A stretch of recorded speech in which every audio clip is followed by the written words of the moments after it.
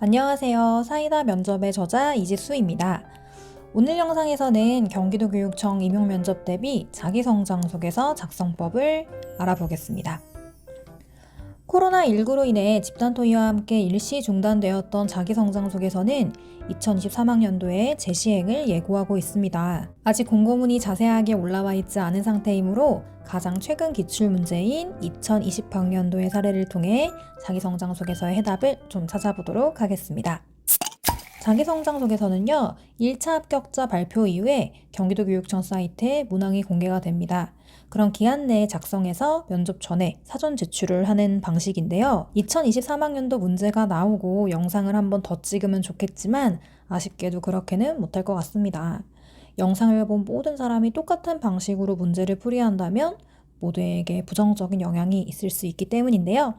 따라서 오늘 영상이 자기성장 소개서의 처음이자 마지막 영상이 될 수 있으니 주목해주세요. 그럼 오늘 영상의 주요 목차를 먼저 안내하겠습니다.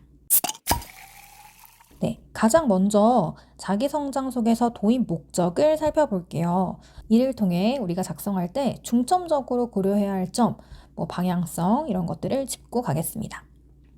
다음으로는 2020학년도 유초등 그리고 중등 교과 비교과 2세트 기출 문제를 통해 자기성장 소개서 접근 방법과 유의사항 등을 살펴볼게요.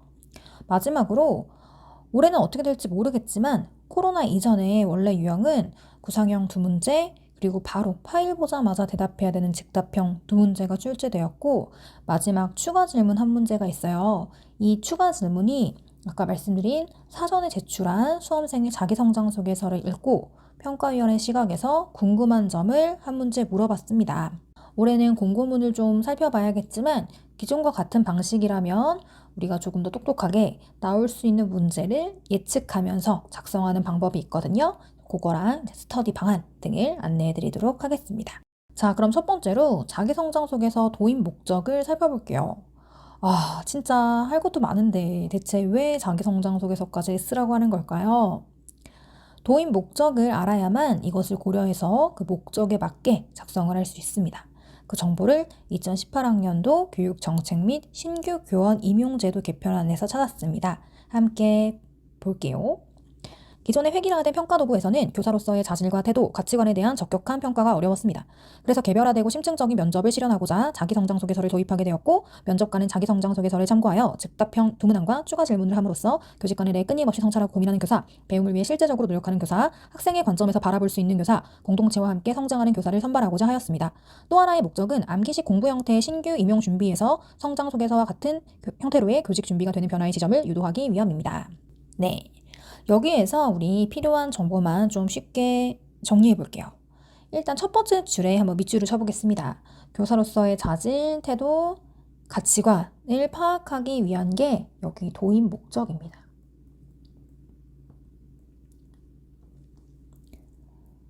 즉, 자기성장 속에서는 이런 것을 파악할 수 있는 질문이 심겨 있을 것이고 심층 면접에서 추가 질문으로 그 진위를 파악할 것입니다.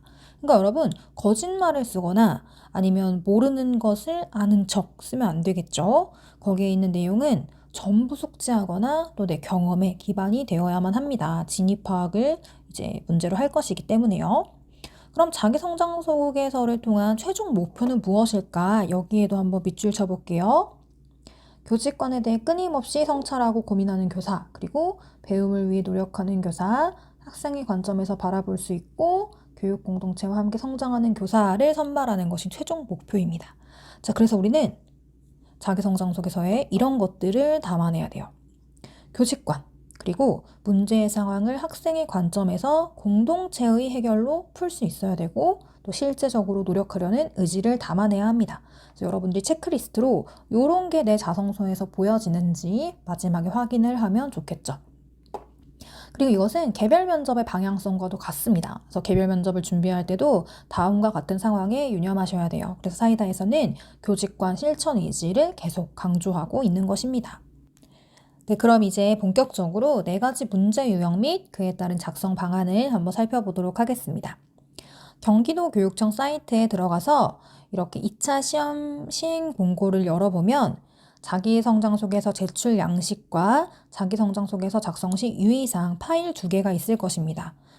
대부분은 이 유의사항을 꼼꼼히 읽지 않고 제출 양식만 다운받아서 작성을 하는데요. 이 유의사항 문서에는 중요한 정보가 많이 녹아 있거든요. 그래서 지금부터 유의사항 속에서 얻을 수 있는 팁을 한번 살펴볼게요. 이렇게 파일을 열어보시면 제출 시 유의사항과 이제 작성 시 유의사항, 그리고 이렇게 4가지 문제 유형을 확인할 수 있도록 여기 왼쪽에 이렇게 문제 유형을 기재해 놨거든요. 그러면 제출 시 유의사항부터 꼼꼼하게 보겠습니다. 쭉 읽어보시면 어렵지 않게 이제 직관적으로 잘 기술이 되어 있는데요. 우리가 주목해야 될 것은 1번입니다. 1번. 1번을 좀 꼼꼼하게 볼게요. 자기 성장 속에서는 지원자 본인이 작성하여야 하고 사실에 입각해서 정직하게 수험생 자신의 능력이나 특성, 경험, 교직관, 교육 철학, 공동체 경험, 미래교직 설계, 경기 혁신교육 이해 노력, 앞으로의 포부 등을 기술하여야 합니다. 네, 이렇게 이것을 조금 범주해 보면은 자성서에서 관심 있는 건 2개입니다. 첫 번째는 교사로서 수험생의 모습이에요. 위에 기술된 용어로 한번 정리해 볼게요. 이렇게 요걸로 한번 정리해보면 수험생의 경험, 그리고 수험생의 능력, 특성, 교직관, 그리고 수험생의 계획, 포부 이런 것에 관심이 있습니다. 즉 사이다 면접책에서 기술했던 것처럼 교직관을 말할 때 과거에 나는 어떤 경험 때문에 현재 어떤 능력과 어떤 특성과 어떤 교직관을 가졌고 앞으로는 어떻게 할 거야. 이 과거, 현재, 미래 세 세트를 같이 묶어서 답변하면 좋습니다. 그것을 알고 싶어 하거든요. 그리고 2번째는 경기교육의 이해 정도를 알고자 해요. 그러니까 경기도 교육청의 정책을 정확하게 알고 서술을 해야 합니다. 만약 틀린 내용을 기술할 경우에 추가 질문으로 정책에 대한 정의를 물어보곤 하는데요. 진짜 알고 있는지 확인하기 위해서죠. 이때 정책의 정의를 바르게 답변하지 못한다 하면 좋은 소식을 드릴 수 없겠죠. 또한 정책의 핵심 가치를 한번 찾아봐라. 그리고 정책을 적용했을 때 필요한 교사의 역량은 무엇이라고 생각하는지, 또 현장 적용 방안을 구체적으로 제시하라 라고 나오기도 합니다. 사이다에서는 이 내용을 다 설명할 수 있도록 내용을 정리했으니 경기 정책 문제를 미리 대비해 두시면 좋겠습니다. 자, 조심할 것은 이 혁신 교육이에요. 앞에 유튜브 영상에서도 말씀을 드렸고 블로그에서도 계속 말씀을 드리고 있는데 이 혁신 교육이라는 단어는 전 이재정 교육감 시절에 강조한 내용입니다. 그러니까 지금 우리가 보고 있는 2020학년도의 기출문제가 이재정 교육감 시절의 문제다 보니까 경기 혁신교육이라고 명명을 했는데 올해 취임한 임태희 교육감은 혁신교육 재구조화를 외치며 불필요한 혁신교육을 손보겠다고 밝혔습니다. 그러니까 기출문제니까 과거 교육감의 시각이 담겼다. 요 점만 조심해 주시고요. 이제 우리가 공부할 때는 혁신교육이 아니라 임태희 교육감의 미래교육 중심으로 거기에 무게중심을 두고 공부를 하셔야 됩니다. 계속 강조하고 있어요. 그럼 다음으로 이제 유의사항을 한번 볼게요. 유의사항도 여러분이 그냥 읽으면 다 이제 이해할 수 있는 쉬운 내용입니다. 근데 이제 우리가 주목해야 할 부분은 여긴데요. 보시면 강조하고 밑줄을 허용한다라고 했어요. 근데 아무데나 강조를 하거나 밑줄을 하긴 좀 그렇고 똑똑하게 우리 위에서 능력, 경험, 노력, 포부, 계획, 경기교육 이해 이런 것들을 기술하라고 우리 경기도 교육청은 그걸 중점적으로 보겠다라고 말했잖아요. 그래서 그 부분에만 밑줄 표시를 하는 거죠. 그러면 이 취지를 정확하게 알고 있고 굉장히 똑똑하구나 이런 것을 어필할 수 있습니다. 그래서 꼭 우리 강조 표시도 하자고요. 넘어가 볼게요. 이제 앞에서 봤던 것처럼 유의사항에는 또 하나의 정보가 있어요. 왼쪽에 문제 유형을 기재했다는 건데요. 작성 파일을 열어보면 이 작성 파일 자체에는 문제 유형이 기재가 되어 있지 않아요. 그래서 그냥 이 문장을 자의적으로 해석해서 쓸 수가 있는데 반드시 문제 유형을 초점을 맞춰서 문제 유형을 보고 이거는 이것을 알고 싶어 하는 거구나. 그럼 여기에 입각해서 써야지 이렇게 포인트를 잡으셔야 한다는 말입니다. 아직 감이 잘 안 오실 수도 있는데 그럼 직접 문제로 연습해 보도록 하겠습니다. 2023학년도 사이다 면접을 지금 가지고 계시다면 456쪽을 한번 펴보실까요? 네, 거기에 가장 최근 기출문제 2세트가 나와 있을 겁니다. 유초등 문제부터 볼게요. 여기 왼쪽에 문제 유형 보시죠?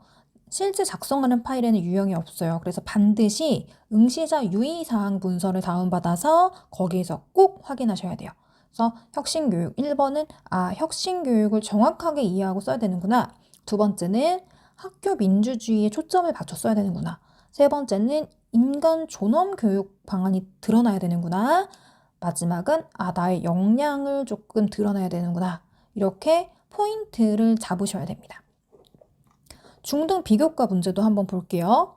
1번은 교직관에 초점을 맞춰서, 2번은 경기교육 정책에 초점을 맞춰서, 3번은 경험이 두드러지게, 4번은 내가 교직 적성에 맞다라는 것을 어필하며 써야 돼요. 근데 뭐 당연한 거 아니야? 이렇게 뭐 당연한 소리를 해 이렇게 생각할 수도 있지만 의외로 이 포인트를 놓치는 분들이 있습니다. 중등 1번 문제를 한번 볼게요.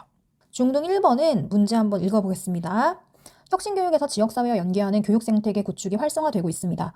본인의 소속 학교와 인근 학교와의 공동교육과정을 운영한다고 할 때 자신의 교육 철학이 드러날 수 있는 교육 거버넌스 구축 계획을 설계해보세요. 이렇게 되어 있어요. 여기는 좀 무섭잖아요. 마을교육 공동체네, 꿈의 학교네, 꿈의 대학이네, 거버넌스네, 공동교육과정이네. 여기에 초점을 맞춰서 대부분의 수험생들이 교육 거버넌스 구축 계획을 설계한다면 다음과 같습니다. 이렇게 거버넌스 구축 계획에 초점을 맞춰서 작성했어요. 하지만 이 문제 유형 뭐죠? 교직관 문제입니다. 그래서 따라서 반드시 서두에는 저의 교직관은, 저의 교육 철학은 뭐뭐뭐입니다. 이에 따른 거버넌스 구축 계획은 다음과 같습니다. 이렇게 교직관을 먼저 언급하고 시작하셔야 합니다. 그래야 방향성에 맞아요. 그러니까 실컷 구축 계획 열심히 세웠는데 정작 그 평가위원들이 알고 싶은 교직관이 보이지 않는 거예요. 그렇다면 결코 좋은 결과를 가져올 수 없겠죠. 그렇기 때문에 반드시 유형을 확인해보고 유형에 맞는 작성을 해주셔야 합니다. 그럼 이제는 조금 더 디테일하게 보도록 하겠습니다. 일단 본격적인 자기성장소개서를 저희가 구상하기 전에 몇 가지 원칙이 있어요. 되게 쉽거든요. 이 원칙만, 이 간단한 원칙만 여러분들이 기억을 해주시면 돼요. 첫 번째, 문제 유형을 파악한다. 아까 계속 말했죠? 문제 유형을 먼저 파악하셔야 돼요. 두 번째는 문제 속에 그 문장 있잖아요. 문구를 그대로 활용해도 좋습니다. 그래서 문구를 활용해서 안내한 대로 이거와 이거하고 이거를 적어봐라 하면은 그 안내한 대로 그대로 작성하면 됩니다. 그리고 정책 문제가 나올 경우에 제대로 공부한 후 올바르게 작성해야 돼요. 그러니까 고교학점제, IB 프로그램 이러한 정의를 물어봤는데 내가 엉뚱한 얘기를 쓰면 공부가 안 돼 있구나. 적합하지 않구나. 이러한 인상을 줄 수 있겠죠. 그리고 너무 솔직할 필요는 없다. 아까는 정직하게 쓰라고 했는데 이게 무슨 말인지 조금 이따가 한번 살펴볼 거고요. 그리고 가독성을 고려해야 됩니다. 수험생이 쓴 자기성장 속에서는 꼼꼼하게 읽히진 않아요. 그러니까 교체 시간에 한 3분, 5분 내에 평가위원분들이 빨리 읽어내야 되기 때문에 가독성을 고려해서 쉽게 쓰셔야 되고요. 또 맞춤법 검사기는 필수죠. 그래서 이렇게 허술해 보이지 않도록 마지막에 맞춤법 검사기까지 돌려야 합니다.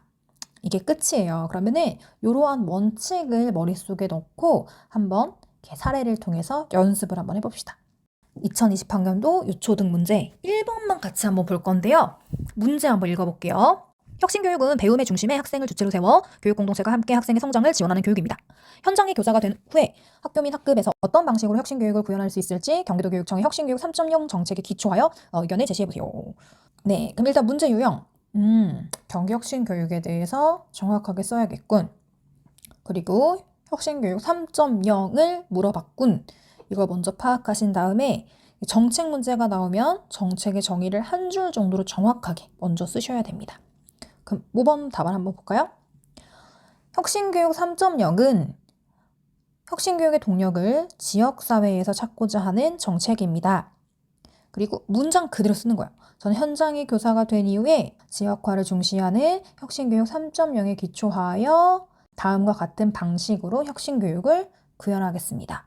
첫째, 둘째, 셋째 이렇게 나만의 방안 만든 것을 여기에 적용시키면 되고요. 그리고 또 마지막으로 또 여기 문구를 또 그대로 활용하는 거예요. 이렇게 한다면 교육 공동체가 함께 학생의 성장을 지원할 수 있을 것입니다. 그러면 딱 묻고자 하는 것을 그대로 적은 깔끔한 자기성장 소개서가 될 수 있겠죠. 그리고 마지막에 앞서 말씀드렸던 것처럼 맞춤법 검사기 한번 돌려가지고 오타가 없는지 확인해야 읽는 사람이 이제 거슬리는 거 없이 깔끔하게 읽을 수 있겠죠? 다시 한번 여러분 말할게요. 이 혁신교육은 이재정 교육감, 전 이재정 교육감이 중시했던 거고, 이제 우리는 임태희 교육감의 시각에서 경기교육을 바라봐야 합니다. 그래서 포커스는 더 이상 혁신교육이 아니라 임태희 교육감이 지향하고자 하고 있는 그 정책을 좀 기준으로 공부하셔야 돼요. 요 점만 조금 참고해 주시면 될 것 같습니다. 그럼 중등 문제도 한번 연습해 볼게요. 일단 중등 4번 보세요. 여기 고교학점제를 준비 중입니다 라고 돼 있어요. 그러니까 이건 교직 정구성 문제이지만 이렇게 정책이 나왔을 때는 한 줄 정도로 고교학점제란 무엇인지 좀 간단하게 내가 정책을 알고 있다라는 것을 심플하게 언급하면 좋겠죠. 단 이제 적성에 더 초점을 맞춰서 써야 되는 건 당연한 것이고요. 그럼 우리는 2번 문제를 좀 자세히 보도록 하겠습니다. 최근 우리 사회 공교육과 교사 불신의 현상이 심화되고 있습니다. 본인이 교직 과정을 준비하며 겪은 유사한 사례를 예를 들어 설명하고 경기 혁신 교육이 추구하는 정책을 참고해서 이를 해결할 수 있는 실천 및 학습 방안을 마련해 보세요. 이렇게 돼 있네요. 이제 문제 유형은 혁신 교육이에요. 그런데 만약에 유형을 보지 않고 그냥 문제를 자의적으로 해석한다면 교사 불신을 설명하고 그냥 해결책을 찾는 데만 급급할 수 있어요. 하지만 유형 경기 혁신 교육 유형이죠. 그리고 여기에도 경기혁신교육이 추구하는 정책을 참고하여 라고 되어 있죠. 그렇기 때문에 관련 정책을 반드시 넣어야 돼요. 그러니까 문제만 잘 읽으면 여기에 해답이 다 녹아 있습니다. 그래서 앞에서 말씀드린 자기성장 속에서 작성 원칙, 문제를 잘 읽는다. 그리고 여기 문장 속 문구를 활용해서 그냥 쓰라는 대로만 쓰면 됩니다. 끝이에요. 그러면 여기도 한번 볼게요. 네, 이런 식으로 이제 모범 답안을 준비해 봤는데 아까 자기성장 속에서 원칙 중에 너무 솔직할 필요는 없다라고 말씀드렸죠. 바로 여기에 적용됩니다.